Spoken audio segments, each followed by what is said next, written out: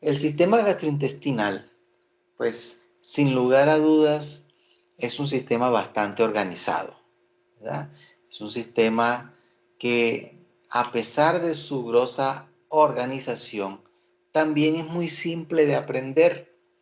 Va a tener una apariencia un poco compleja, pero realmente es muy sencillo de aprenderlo, ¿verdad?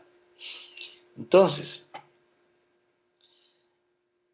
inicialmente, pues podríamos decir de que ese tubo, para llamarlo tubo inicialmente, o sea, sería un tubo intestinal, ese tubo va a desarrollarse mediante una fijación, va a estar suspendido y lo va a hacer por dos láminas, ¿verdad?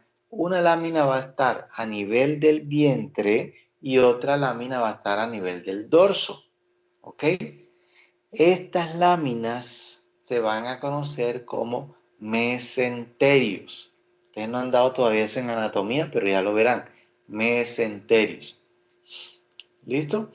Entonces, la organización y posición de todo, incluyendo glándulas anexas, incluyendo vasos sanguíneos, sistema nervioso autónomo, etcétera, van a ir organizados de acuerdo al segmento, o sea, las divisiones que ya hemos mencionado: intestino anterior, intestino medio e intestino posterior, ¿verdad? Ahora bien, ustedes se pueden ver por lo menos en el esófago, que no es totalmente longitudinal, también en el estómago, que tiene ciertas curvaturas, o ni hablar del intestino, ¿verdad? Que también tiene muchas curvaturas, inclusive diversas posiciones. Y esto se va a deber, por supuesto, a unos procesos de rotación, que ya vamos a ver, rotación, y van a tener un eje principal que es la arteria mesentérica superior, superior. Ahora, entonces estamos en tercera, cuarta semana, ¿verdad? Aquí podemos ver el énfasis que se hace en las hojas germinativas. Por ejemplo, del ectodermo deriva placa neural, tubo neural, encéfalo y médula espinal, ¿verdad? Del endodermo, tubo digestivo. Entonces, principalmente la capa de endodermo es la que está relacionada con la formación del tubo digestivo. Las otras capas, mesodermo y ectodermo, van a estar relacionadas más con la formación del sistema nervioso y de algunas regiones óseas, como por ejemplo cráneo y también vértebras, ¿verdad? Muy bien. Entonces, partiendo de este hecho, tenemos en este aspecto, y es que para que pueda darse, digamos, las diferentes movimientos, segmentaciones y formación en sí de estas cavidades y del tubo intestinal, va a requerir, por supuesto, un gradiente de ácido retinoico. El ácido retinoico va a permitir, podemos llamarlo así, que se puedan expresar otros factores que se consideran factores de transcripción en cada una de las regiones del tubo intestinal. A medida que esto se va formando, fíjense por lo menos en esta imagen ahí, que se van creando como ciertos espacios entre las capas, principalmente en este caso de mesodermo de la placa lateral, para constituir las cavidades corporales primitivas. ¿Ok? Inclusive si observamos en esta imagen del centro, vemos que existe inclusive una conexión entre el intestino y el saco vitelino, que se encuentra allí reducido de tamaño, ¿verdad? Muy bien. Ahora, recuerden de que la formación del tubo digestivo también va de la mano con la formación del aparato circulatorio, ¿ok? Entonces, pueden también observar en estas imágenes cavidades corporales, inclusive aquí la vemos, que tienen que ver más con regiones torácicas y abdominopélvicas. Entonces, en resumidas cuentas, tenemos pliegues laterales que van a estar constituidos por mesodermo, ectodermo y un grupo de células que proceden de los somitas que están a su región más dorsal, ¿verdad? Entonces, este detalle es bien importante porque es que estos niveles se van a expresar, por supuesto, para formar cada uno de los segmentos, una serie de factores de transcripción que ya les venía hablando. Por ejemplo, en el esófago y también en el estómago se expresan los SOX2, SOX2. Ya en la parte que corresponde al duodeno se expresa el PDX1. En el intestino delgado se expresan los CDX. En el delgado específicamente el CDXC y en el intestino grueso y también en el recto, por supuesto, el CDXA, ¿verdad? Entonces, ¿qué va a permitir esto? Pues la formación de unos patrones que van a establecer mediante una serie de interacciones entre ellos. ¿Entre quiénes son ellos? Pues el endodermo y el mesodermo visceral van a permitir pues que se vayan formando los diferentes segmentos corporales. ¿Ok? Aquí vemos en esta diapositiva cómo las membranas cerosas, es decir, las células de la capa parietal, van a interactuar desde este punto de vista recubriendo los espacios que se habían formando entonces, ¿qué? Una parte externa de esas cavidades. Y estoy hablando desde la peritoneal, la pericárdica y la pleural también, ¿verdad? Pero incurren en un proceso de transformación mesotelial y estas células de capas viscerales van a producir entonces la capa visceral de las membranas serosas. Acuérdense que estas membranas tienen una región adosada a la pared y otra región adosada a la víscera como tal. Y esto es aplicable para todo. Entonces, aquí vemos una fotografía de un adulto, en este caso de un adulto eh, en el cual hemos hecho un corte transverso. Sobre el plano transverso ya tenemos la imagen que se ve en pantalla. Aquí se ve en gran medida cómo podemos observar esas cavidades entre las diferentes vísceras, en este caso pues intratorácicas, por supuesto. Aquí tenemos otra cavidad, mira que es la cavidad pericárdica, también bien conocida por ustedes. Entonces, en esa cuarta semana estaríamos bien denotados para observar un efecto de plegamiento que bien lo mencionó ahorita el doctor diciendo que es un plegamiento céfalo-caudal, pero también va a abarcar un segmento que es una parte lateral, ¿ok? Toda esa cavidad está recubierta por endodermo. Y es de allí donde se va a formar los diferentes segmentos. Aquí vemos otra cavidad. En este caso, tenemos como ejemplo el tabique transverso, en donde existe una placa de tejido mesodérmico que va a constituir un tejido bien importante, que es un tejido conectivo en el hígado y que se va a abarcar hasta el centro del diafragma. Ahorita que veamos cordón umbilical lo volvemos a mencionar, ¿verdad? Muy bien.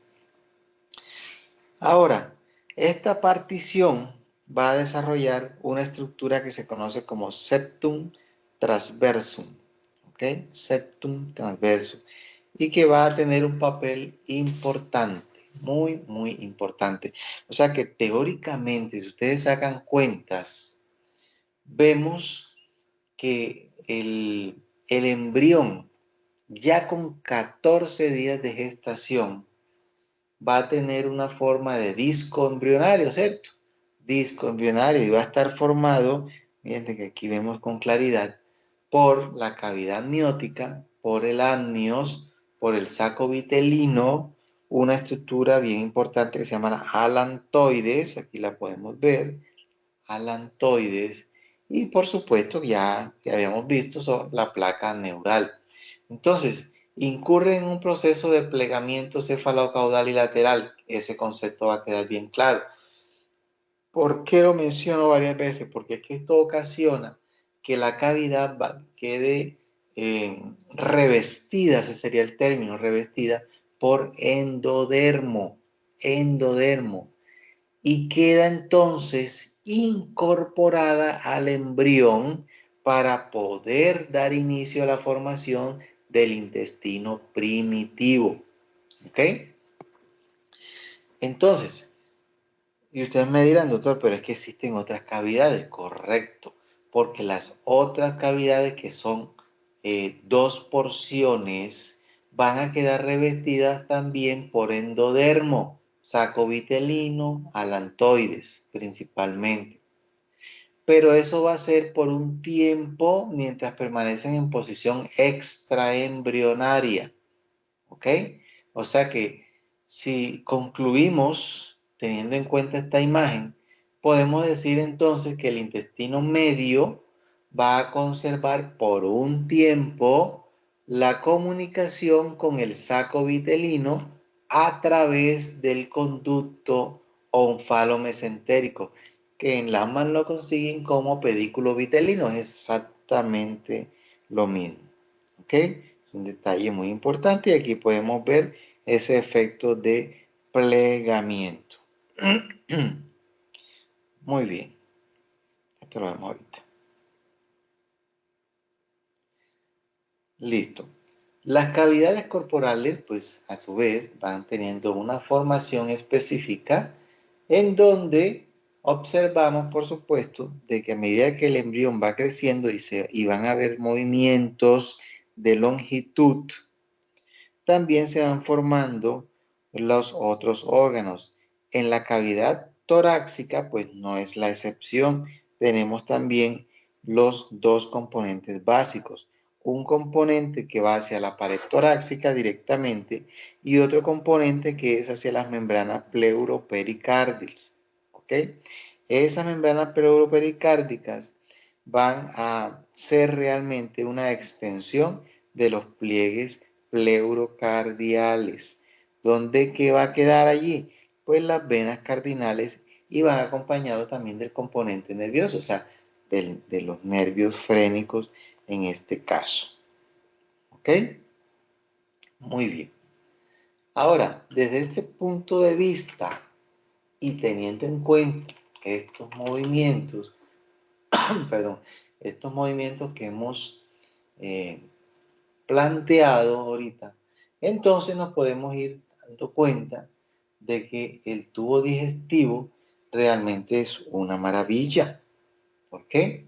Porque están directamente relacionados con no solamente los segmentos que hemos estudiado hasta el momento, sino que también van a estar relacionados directamente con la formación de algo maravilloso. ¿Qué es lo maravilloso del tubo digestivo? Oiga, de que la alimentación se provee principalmente por los alimentos que se ingestan y desde ese punto de vista, entonces podemos decir que si no existe un tubo digestivo no va a haber algo maravilloso, ¿cierto? Aquí lo podemos ver, mira, con estrellitas y todo. Para poder llegar a esta formación, tienen que suceder muchos, digamos, eh, muchos pasos, para hablarle así, muchos pasos, ¿verdad? Entonces, esos pasos van a ir de mes a mes, de acuerdo entonces a cada uno del tiempo que va sucediendo, de a poco, pero va sucediendo. ¿Ok? Entonces, ¿Qué tendríamos aquí en primera instancia? Esbozos, los segmentos de esbozos. Los esbozos van a ser de todas las vísceras asociadas, pulmones, hígados, páncreas, etc. ¿Listo? Y en segunda instancia, podemos ver que fíjense que ya con 6 semanas tenemos las primeras asas de intestino medio. A los 2 meses empiezan los procesos de rotación y allí es donde acarrea una importancia mayor, en mayor medida. ¿Ok? Vamos a ver, quedamos por aquí. ¿Qué vemos aquí? Aquí estamos observando uno de los segmentos. Es un segmento muy importante porque en este segmento realmente estamos viendo un embrión y es un embrión, perdón, un corte transverso de un embrión. Y ese corte transverso está, vamos a ampliar un poquito acá, vamos a ver aquí, aquí, aquí. Ese corte transverso, fíjense cómo es cefalocaudal y lateral. Entonces, vemos tres cosas importantes. Un embrión presomítico, un embrión de 7 somitas, uno de casi 9 somitas y un embrión al final de mes. Entonces, volvamos otra vez acá a la diapo, volvamos aquí y lo podemos entonces, ahora sí, hacer un poquito más de énfasis. Fíjense aquí en este segmento cómo ya empezamos a ver con claridad en esta área donde yo estoy señalando. Fíjense cómo el tubo digestivo empieza a alargarse notablemente. Si reducimos el tamaño, podemos encontrar algunos hallazgos bien importantes. Y es que aquí, en esta área superior, donde se están formando las cavidades, vemos cómo a través de esta área de pedículo vitelino, de lo que corresponde con el conducto onfalomesentérico, también sale parte visceral. Y esto aquí va a estar por un tiempo. ¿Por qué? Porque es que las vísceras que se están formando acá arriba son bastante grandes. Y esas vísceras así de ese tamaño van a aducir. ¿Por qué? Por un proceso que es básicamente de contención en el cual este segmento corporal va a, digamos, a empujar, por hablarte así, ese sería el término, a empujar parte de esas regiones viscerales en las cuales, por supuesto, por cantidades se ven obligados a salir, digamos, hacia el lado de menor compresión, que en este orden de ideas sería esa región onfalomesentérica. Igual eso más adelante también van a regresar, por supuesto, cuando ya se reacomoden ¿cómo es? Las vísceras que están allí en ese proceso de formación, ¿verdad? O sea, ellas tienden a abducir una serie de cambios y que son cambios que van acorde con el tiempo y también con la formación de estructuras adyacentes. Si ustedes hacen un acto de fe y se remiten a lo que de pronto han logrado leer de, bueno, el libro de ustedes de base es la embriología del alma. ¿Sí? Ahí Laman es muy claro, muy claro en la división. ¿Ya? Vamos a ponernos aquí en la otra diapositiva. Está muy grande. Entonces tendríamos esta división, ¿verdad? Es una división bastante clara, es fácil de entender. Entonces tendríamos intestino anterior, medio y posterior. ¿Ok? Entonces, algunos textos lo dividen también en intestino faríngeo anterior, medio y posterior. Y ellos mencionan, les digo porque de pronto Laman creo que está orientado en ese orden de ideas. Y ellos mencionan el intestino faríngeo extendiéndose desde la membrana bucofaríngea hasta el divertículo tráqueo-branquial, como por si acaso les preguntan en el examen o algo sobre el intestino faríngeo, ¿verdad? Pero vamos al anterior, que es lo que nos interesa, ¿verdad? ¿Dónde va a quedar situado el intestino anterior? Pues va a quedar situado hacia la región caudal, ¿okay?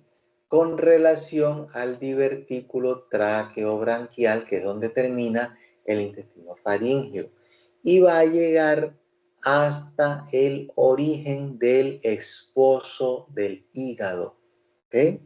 Hasta el origen del esbozo del hígado. Este detalle es bien importante porque entonces ustedes podrían relacionar en qué vísceras se van formando en cada segmento. Por ejemplo, el intestino faríngeo, esa región del intestino anterior, vamos a tener una formación de diferentes vísceras. La podemos ver mejor en la imagen. Esófago, estómago y parte del hígado. Hígado, vesícula biliar, páncreas y la parte superior del duodeno, ¿verdad? ¿Dónde empieza el intestino medio? Empieza con la yema hepática, porque es que la anterior termina en el esbozo de la yema hepática. Entonces el medio empieza en la yema hepática hasta la unión de los 2/3 derechos y el tercio izquierdo del colon transverso. Entonces, ¿qué se va a formar allí? La parte inferior del duodeno, el yeyuno, el ilion, el ciego, el apéndice, colon ascendente y los 2/3 proximales del colon transverso. Porque el tercio distal del colon transverso ya pertenece al intestino posterior, que va desde el tercio izquierdo del colon transverso hasta la membrana cloacal, como dijo el doctor anteriormente. ¿Ok? Cuando se produce el pliegue del embrión, el endodermo se va a cerrar y forma un saco. Aquí lo podemos ver, pero es un saco que es un saco ciego, o sea, no tiene luz. ¿Por qué decimos esto? Porque este saco no está comunicado con el medio externo. ¿Ok? A este saquito se le va a conocer como intestino primitivo. ¿Ok? Intestino primitivo. Y lo podemos ver en la imagen. Bien. Ubiquémonos en esta fotografía. Están todos por ahí. No escucho susurro alguno. Sí, profe, aquí estamos. Ah, bueno. A veces me Señor, siento, a veces me siento solo. Bien, bien. Entonces, ¿me quiero hablando? Ah, ok, el saco. Entonces, miren, ¿con quién está conectado esta parte? Con otro saco que se llama el saco vitelino. En la parte más externa del saco vitelino vamos a tener mesodermo. Fíjense que es la región intermedia, mesodermo. ¿Listo? Yo creo que nosotros no hemos visto todavía laringe ni faringe, ¿verdad? Bueno, estas dos estructuras, la laringe y la faringe, que van en desarrollo hacia la región más distal, es lo que realmente va a segmentar el intestino, lo que va a permitir esa división en anterior, medio y posterior, ¿verdad? Es un detalle que vale la pena recordar cuando veamos ese tema. ¿Listo? Ahora, ¿qué otros componentes tenemos aquí? Pues tenemos componentes que son de origen muscular, peritoneal de ese intestino. Esos van a derivar no de endodermo, como el tubo digestivo en sí, sino de mesodermo, porque vienen de la hoja esplácnica del mesodermo. ¿Ok? Eso debe quedar bien claro para poder comprender lo que viene. Aquí. Ahora, ¿qué podemos ver entonces? De que el tubo intestinal, si lo vemos desde ese punto de vista, está anclado, está suspendido a la pared del cuerpo, ¿verdad? Dijimos cómo se llamaban esas láminas. Mesenterios, lo dije al principio, no sé si se acuerdan. Entonces, los mesenterios son capaces de desdoblarse, son unas capas que realmente son capas dobles, ¿sí? ¿Quién lo forma? Pues capas de peritoneo, ¿verdad? ¿Qué hace el mesenterio? Lo que hacen es envolver a un órgano específico, ¿ok? Ahora, desde este patrón de vista, entonces podríamos decir que los órganos que están envueltos por el mesenterio son órganos intraperitoneales, ¿ok? Y los que están hacia la pared posterior del cuerpo, que están recubiertos por peritoneo solamente en la superficie anterior, no quedan envueltos, sino nada más en la superficie anterior, se les va a conocer como órganos retroperitoneales, ¿verdad? Un ejemplo de intraperitoneales, pues el estómago. Un ejemplo de retroperitoneales, los riñones es el típico ejemplo de retroperitoneal. Y fíjense que aquí estamos todavía en quinta semana del desarrollo, no hemos salido de ahí. Pues es un detalle muy importante. Desde ese punto de orientación, tendríamos entonces un mesenterio dorsal y un mesenterio ventral. ¿Cuál es la diferencia entre ambos? El origen, prácticamente. El más desarrollado es el dorsal, ¿ok? Y el menos desarrollado es el ventral. ¿Por qué es menos desarrollado? Porque va a derivar estrictamente del septum transverso y solamente está en la región de la parte terminal del esófago, que es estómago, y si no estoy mal en la primera, así, correcto, en la primera porción del duodeno, o sea, la parte más superior del duodeno. Oye, aquí hay un detalle bien importante y es que empieza a crecer el hígado, ¿verdad? Empieza a crecer el hígado. Y ese crecimiento del hígado va a ocasionar que lo va a hacer dentro del mesénquima del septum transverso.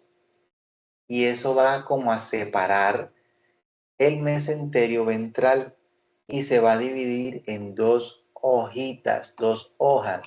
Esas dos hojas las vamos a estar viendo hasta larga data, inclusive en anatomía, porque esa división permite la formación del epiplón menor y del ligamento falciforme. ¿Ok? Acuérdense que ellos vuelven después con los intestinos que habían salido como tal. ¿Cierto? Bien. ¿Sí? Es importante ese detalle. Yo voy despacitico y ustedes me dicen si voy muy rápido. ¿Listo? Aquí tenemos de que realmente para que un estómago tenga la forma en la que lo conocemos, primero ha debido ubicarse en su sitio. Y por eso el esófago juega un papel muy importante. Y es que realmente cuando el embrión tiene alrededor de 4 semanas, más o menos, aparece un divertículo. Es más, regresemos un poquito acá y ahí, para que lo vean otra vez. Tiene un divertículo, ¿sí lo ven allí? Y ese divertículo es un divertículo respiratorio. También se conoce como divertículo traqueobronquial. ¿Qué parte estamos aquí del embrión? Pues en la pared ventral de este intestino anterior. ¿Ok? Pegadito, pegadito al borde del intestino faríngeo. Y este va a irse separando poco a poco, de esa porción dorsal del intestino anterior. ¿Por qué se está separando? Porque se está formando un tabique, que es el tabique traqueoesofágico. Ahí podemos ver. O sea que el intestino anterior va a quedar dividido en una porción que es ventral, ¿ok? Lo que corresponde al primordio respiratorio, y otra porción que es dorsal, lo que corresponde al esófago en sí. Y fíjense que ahí los pintan de azulito la parte respiratoria y de amarillito la parte esofágica, ¿verdad? Obviamente es un periodo muy cortico, no dura mucho este proceso, la verdad. Pero va de la mano, como les había dicho anteriormente, con la formación del sistema cardiovascular. Entonces, cuando ese corazón empieza a descender para poder quedar en el tórax, cuando los pulmones empiezan a descender para quedar en el tórax, de este descenso de estas dos vísceras, pues obviamente que el esófago también se va a alargar. Acuérdense que ellos son contiguos.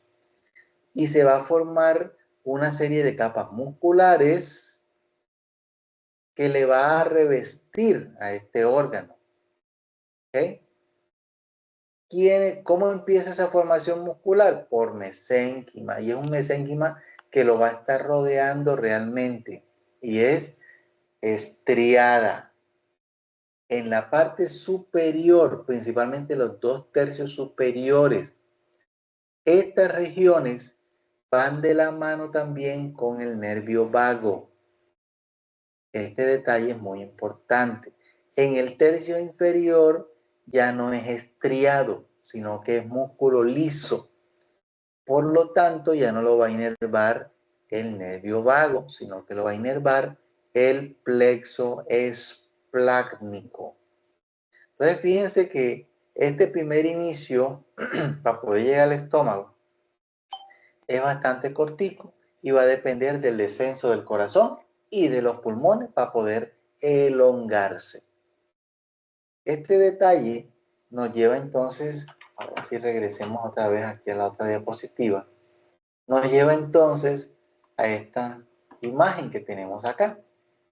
Y es porque realmente tenemos una segmentación de la formación, estoy hablando del intestino anterior como tal, ¿cierto? Con los esbozos pulmonares. Vamos a ver si están ubicados. Los esbozos pulmonares son de origen, ¿qué? Acuérdense que eso se asocia al divertículo respiratorio. Endodermo, endodermo. Hay que hacer esa tablita de formación de órganos para acordarnos, porque es verdad, a veces se nos olvida, ¿verdad? Listo. Pero fíjense que es un tubo común inicialmente que es bastante segmentado. ¿Listo? Se forma el tabique traqueoesofágico y entonces el intestino queda dividido en la región ventral, estoy repitiendo, que es que corresponde al primordio respiratorio, y la región dorsal, que es el esófago. ¿Listo? Entonces, el corazón y los pulmones descienden y eso permite el alargamiento del esófago. Ahora sí quedó claro ahí.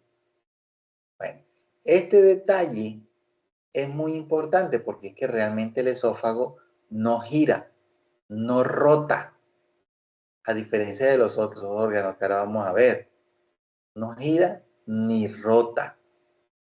¿Listo? Él queda en un solo calibre de grosor y posteriormente, entonces sí, cuando ya se ha elongado, empieza a formarse el estómago.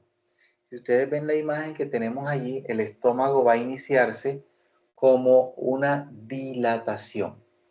¿Ok? ¿De quién? Pues del intestino anterior. Acuérdense que estamos hablando todavía de intestino anterior. ¿En qué semana es esto? Cuarta semana. No hemos salido de la cuarta semana.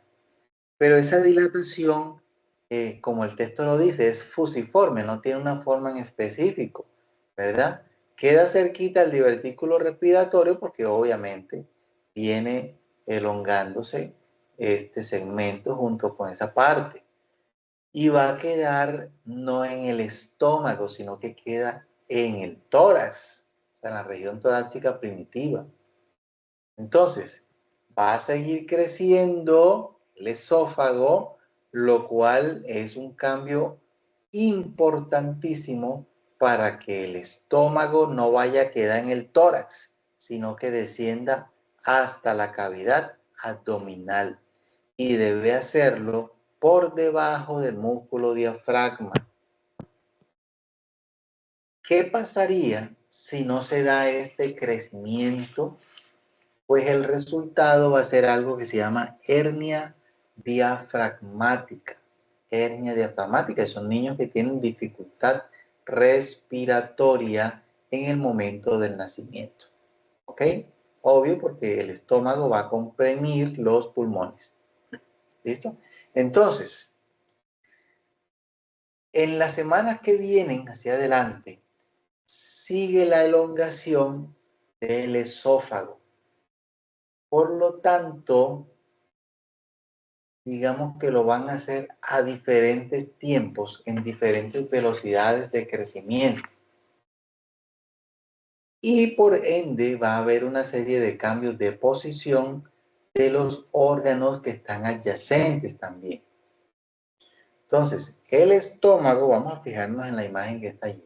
El estómago cambia su posición porque obviamente está ocasionándose una rotación y lo hace sobre su eje longitudinal. Y posteriormente se hace otra rotación sobre el eje anteroposterior. O sea, el estómago rota ¿cuántos grados? Rota 90 grados. 90 grados. Si lo comparamos con las manecillas del reloj, entonces va a rotar 90 grados en sentido a las manecillas del reloj. Acuérdense que este es el eje longitudinal. ¿Qué pasa entonces? El lado izquierdo del estómago quedaría orientado directamente hacia el frente, pero el lado derecho lo hace hacia la parte posterior. Asumo de que esto inmediatamente les trae a la mente el nervio vago, ¿verdad? Esa es la explicación del por qué el nervio vago izquierdo que al inicio está del lado izquierdo del estómago, queda finalmente inervando la pared anterior, ¿ok? Y el vago derecho queda inervando la pared posterior. Ahí está la explicación. Ahora, en esta rotación, la pared posterior del estómago va a crecer y lo va a hacer muy rápidamente en comparación con la pared anterior. Esto es lo que le da la forma de agotamiento que tiene el estómago, formando dos curvaturas. Una curvatura que va a ser la curvatura mayor y otra curvatura que va a ser la curvatura menor. ¿Ok? Y quedan entonces dos extremos. Un extremo que va a estar hacia arriba y otro que va a estar hacia abajo. Traducido a términos embriológicos, entonces diríamos un extremo cefálico y un extremo caudal. Esos extremos quedan por un tiempo localizados sobre la línea media del cuerpo. Pero cuando ya se va avanzando en el desarrollo, que el estómago rota, pero ya no sobre el eje longitudinal, sino sobre el eje anteroposterior, quedaría entonces la región caudal siendo la región pilórica que se va a desplazar hacia la derecha y hacia arriba. Y la región cefálica, que vamos a llamarle porción cardíaca, lo hace hacia la izquierda y hacia abajo. De esta forma es que el estómago pues va a quedar en la posición, podríamos llamar ya final, y queda entonces orientado desde arriba a la izquierda, abajo a la derecha, como para resumirlo ahí que quede claro, ¿verdad? Pero también dijimos de que habían una serie de membranas peritoneales, membranas que iban recubriendo los órganos, ¿ok? Y ese detalle es muy importante para poder hacer énfasis en el mesogastrio dorsal y el mesogastrio ventral. ¿Qué función tienen estos dos?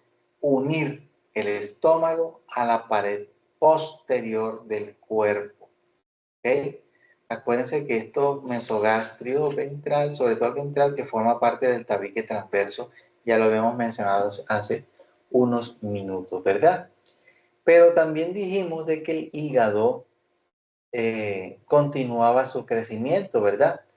Y lo está haciendo directamente hacia esta región, hacia este segmento corporal. Entonces, el mesogastrio ventral, por ese crecimiento del hígado que se estira, va a ir adelgazándose simultáneamente. Y entonces esto va a dar origen a dos porciones de ese mesenterio ventral. Una que correspondería al epiplón menor, que va a conectar ¿qué órganos? El estómago con el hígado. Y otra que es el ligamento falciforme, que va a conectar el hígado con la pared ventral del cuerpo. Ya después eso va involucionando, pero no hemos llegado todavía a ese segmento. Entonces, esa rotación sobre el eje longitudinal hace de que el mesogastrio dorsal se vaya hacia el lado izquierdo, o sea, se va con el estómago y genera un espacio que quedaría detrás del estómago. Eso es lo que conocemos como saco peritoneal menor. ¿Listo? ¿Por dónde vamos aquí? Más o menos quinta semana del desarrollo. En esta quinta semana, el vaso, me estaba olvidando el vaso también aparece y lo va a hacer derivado de una proliferación del mesodermo. ¿De qué hojas exactamente? Entre las dos hojas del mesogastrio dorsal.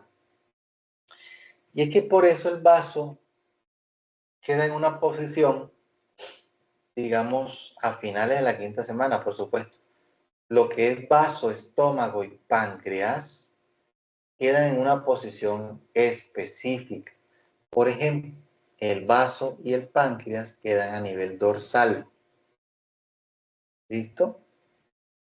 Ahora, si nos vamos un poco más alejado, un poquito más alejado, por allá como en la semana 10, 11 más o menos, hay algunos cambios en posición de estos dos bíceps y se va a formar la bolsa o mental, que también se conoce como retrocavidad de los epiplones. Ya ustedes los van a ver. Ah, pero ustedes no han visto todavía. No, eso es en el tercer corte que ven en anatomía esa parte, ¿verdad? Y es un detalle muy, muy importante, muy importante. Entonces, partiendo de este hecho, aquí tenemos unos cortes que son unos cortes transversales, y podemos ver estómago, hígado, vaso, y vemos también la transcavidad de los epiplones y vemos la ubicación de estas estructuras para este tiempo. Ahora, vamos acá. Desde ese punto de vista, fíjense que cuando hemos mencionado elongación, posiciones, estamos hablando también de los mesenterios, ¿verdad? El mesenterio ventral va a incluir el aumento menor y el ligamento falciforme. Ese concepto debe quedar bien claro. ¿Ok? ¿De dónde derivan? Pues del tabique transverso. ¿Qué parte de la hoja germinativa es? Mesodermo del tabique transverso, ¿verdad? Aquí en este detalle es muy importante, porque cuando los cordones hepáticos van creciendo hacia el interior de ese tabique transverso, se va adelgazando y queda integrado, ese sería el término, queda integrado el peritoneo del hígado, el ligamento falciforme, acuérdense que se va a extender desde el hígado hasta la pared ventral en la región anterior, ¿verdad? Ojo con esto. Cuando les digan el aumento menor, ¿dónde va? Ustedes dicen de estómago hasta región proximal del duodeno y parte del hígado, ¿no? Entonces, si vemos desde este punto de vista, nos estaría quedando un bordecito que es un bordecito libre integrado al ligamento falciforme. Este detalle es bien importante porque aquí quedaría alojada la vena umbilical, que es la que se va a obliterar posteriormente con el nacimiento, cuando ya saca la placenta, para formar el ligamento redondo del hígado, que queda totalmente atrófico, ¿verdad? Se oblitera. Bien, ¿qué otros detalles importantes tenemos aquí? Bueno, hay que mencionar de que el pedículo que contiene colédoco, vena porta y arteria hepática se va a conocer como triada porta. Triada porta. Los que han leído un poco más allá de lo que se le da en clase podrán encontrar que también va a dar origen a el techo del hiato epiploico. ¿Ok? Y ustedes dirán, ¿qué es un hiato? No es más que un orificio. En este caso en particular, es un orificio que va a conectar el epiplón menor con el resto de la cavidad peritoneal. ¿Ok? En ese caso, ahí tendríamos ya el epiplón mayor. ¿Vale? Aquí podemos ver la curvatura de un estómago ya nacido, en este caso es un adulto, pero igual es ya nacido, y la relación con los aumentos. Miren, aquí se discurren con claridad el aumento menor, esta región que estoy señalando, y hacia abajo la parte que corresponde sobre la curvatura mayor del estómago, el aumento mayor. Bien, pasemos aquí al duodeno. El duodeno es la parte terminal del intestino anterior. Ese concepto debe quedar muy en claro para podernos ubicar en qué segmento estamos. ¿Listo? Ahora, ya dijimos que el estómago hace una rotación, ¿verdad? Pues cuando el estómago está rotando, el duodeno que se mueve con ese segmento queda formando como un asa, como una forma de C. Y obviamente va a quedar rotado hacia el lado derecho. Y después es que él va a asumir una posición retroperitoneal. ¿Ok?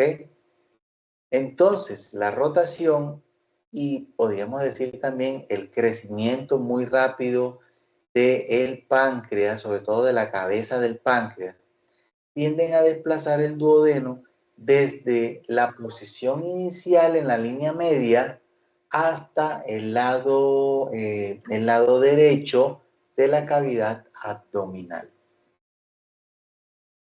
Este detallito les va a ayudar a comprender, dado de que el intestino anterior es irrigado, a ver si estamos bien ubicados, es irrigado por la arteria ¿qué? Intestino anterior, arteria celíaca, celíaca. Y el intestino medio por la arteria ¿qué?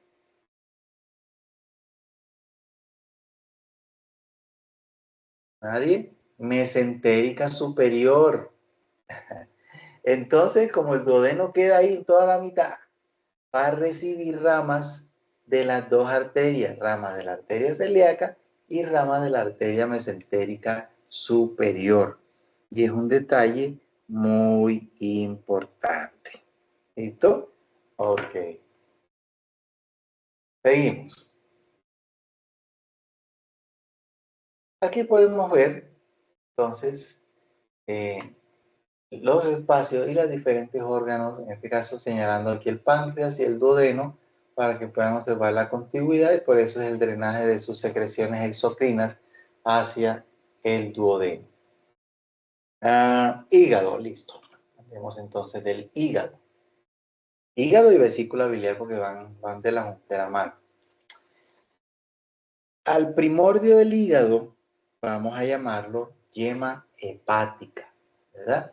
Yema hepática. Esta yema hepática aparece, y volvemos atrás otra vez, aparece sobre la mitad de la tercera semana. ¿Listo? ¿Cómo lo va a hacer?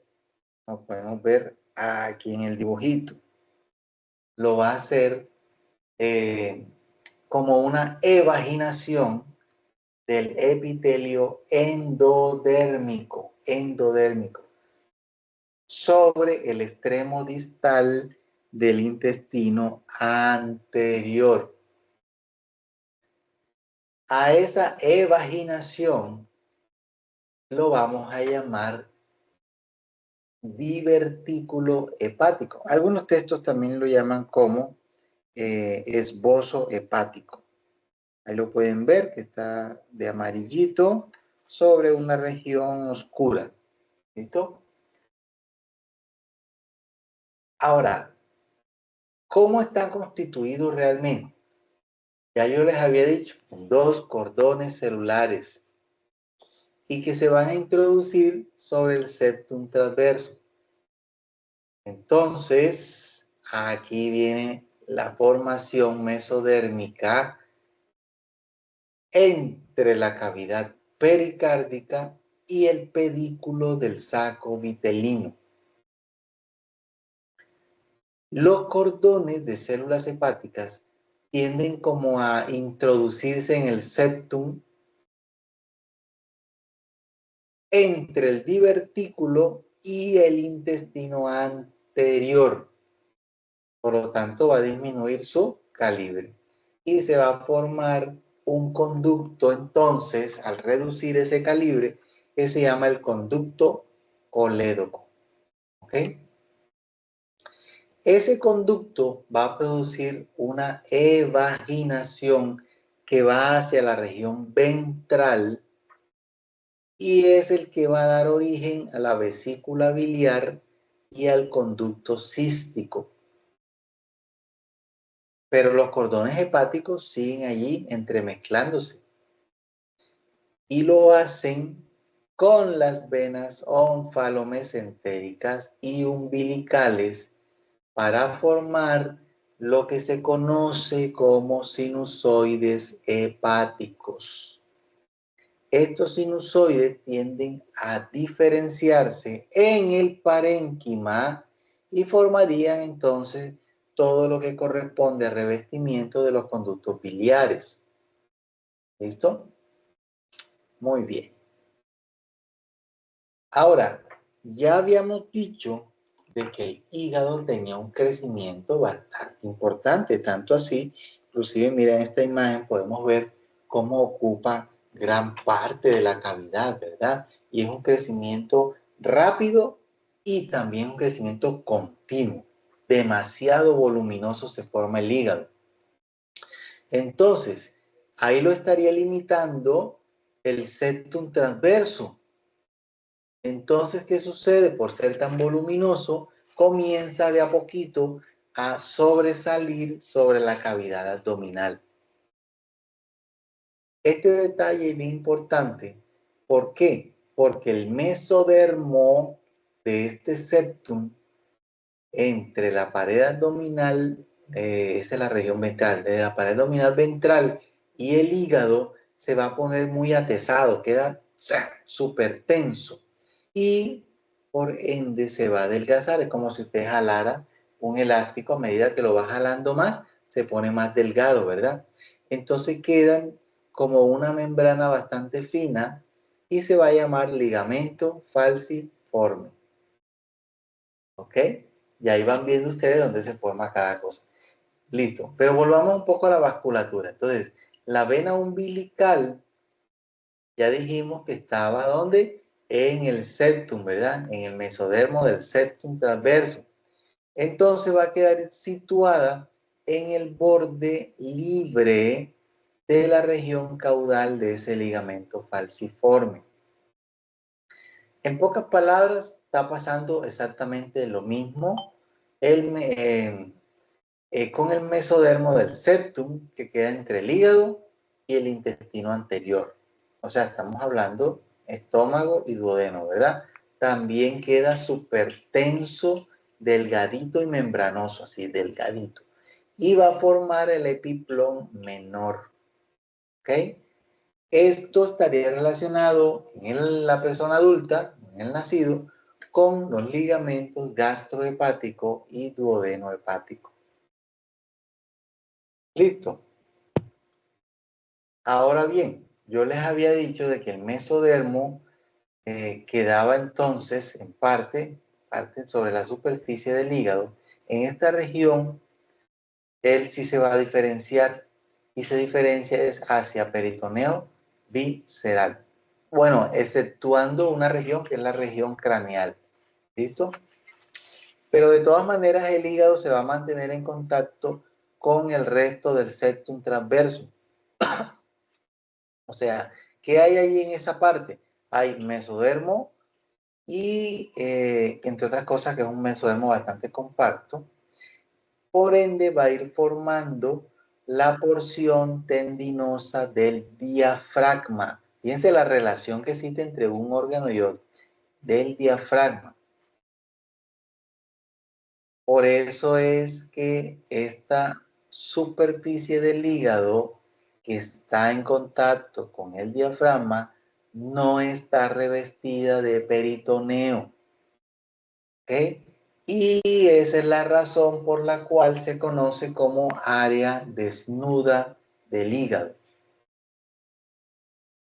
Esta parte es bien chévere porque igual uno va viendo y va como asemejándose, ya sé por qué es que se llama así, y va entendiendo la razón de las cosas, ¿verdad? Es bien importante este detalle, la razón de las cosas, uno siempre debe conocer la razón de las cosas.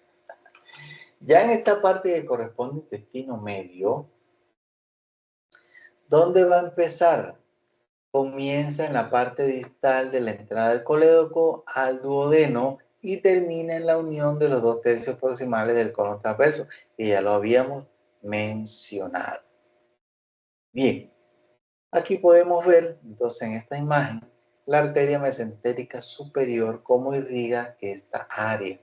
Y es un detalle muy importante, sobre todo en las malformaciones congénitas que se pudiesen haber llegado a presentar allí. Bien, hernia fisiológica. Ya vimos cómo el hígado creció bastante, ¿verdad? Ocupando una gran porción de la cavidad. Entonces, se está desplazando otros segmentos. Y las vísceras, aquí la vemos, entran, miren aquí cómo se meten, miren la foto, cómo se meten allí en la cavidad extraembrionaria a través de esta región del cordón umbilical. Y aquí estamos entre la 6ª semana del desarrollo y se conoce como hernia fisiológica porque después ella regresa nuevamente a su posición. Este detalle es supremamente interesante, muy, muy interesante. Ese intestino medio, acuérdense que va a tener un límite caudal que va a ser común también al límite cefálico del intestino posterior. O sea, ahí termina y ahí empieza el otro. Ese detalle no se nos olvide. El intestino medio, digamos que va a estar, digamos, influenciado, sería el término, influenciado por el crecimiento y elongación de las asas. O sea, para que puedan formarse las asas, tiene que elongarse, al mismo tiempo crecer también, ¿verdad? Bien. Ahora, el intestino posterior, cuando hablamos de posterior, se nos viene a la mente inmediatamente lo que es cloaca, ¿verdad? De entrada. ¿Qué va a ser la cloaca? Pues un espacio, una cámara que va a estar situada en el extremo ¿qué? Caudal del intestino posterior y la alantoides. ¿Okay? Aquí hay un detalle importante y es un pliegue que se forma que se llama pliegue urorectal. ¿Por qué es importante? Porque va a dividir la cloaca en recto y vejiga urinaria y otras estructuras, pero principalmente entre ellas, formando entonces a nivel del conducto como una línea que se llama línea pectínea. Acuérdense que esto es ano, ¿no? Línea pectínea del conducto anal. Y es una zona donde va a estar ubicada la famosa membrana cloacal. Ahora, por encima de esa línea hay músculo liso y por debajo de esa línea, bueno, cuando yo les hablo de músculo liso, estoy hablando del músculo esfínter interno del ano, ¿verdad? Si bien recuerdan que los esfínteres anales, uno, que es el interno, tiene una inervación autónoma. ¿Qué nervios están implicados? Los nervios esplácnicos pélvicos. ¿Listo? Y por debajo de esa línea es músculo esquelético, por lo tanto es voluntaria. ¿Listo? Tiene una inervación somática. ¿Por qué nervio?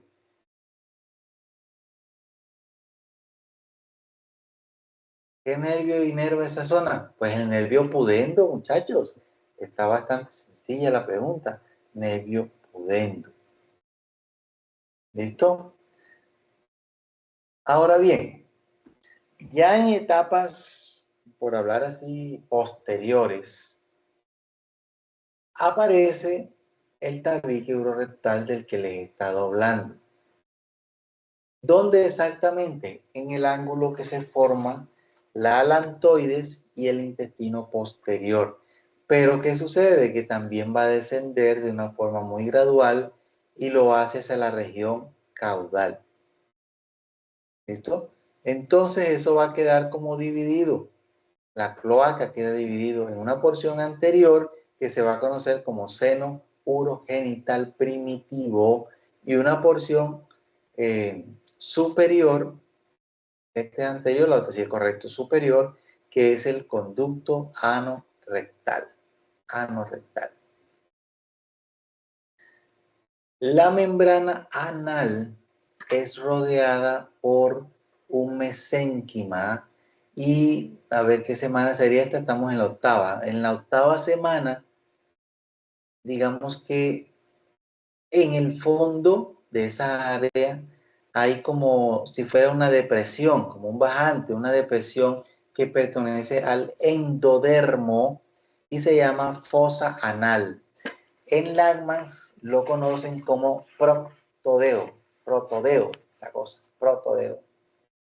¿Listo? ¿Cuándo se rompe entonces la membrana anal? Más o menos a la novena semana. Y quedaría entonces comunicado la membrana, el recto con el medio exterior. Novena semana. ¿Listo?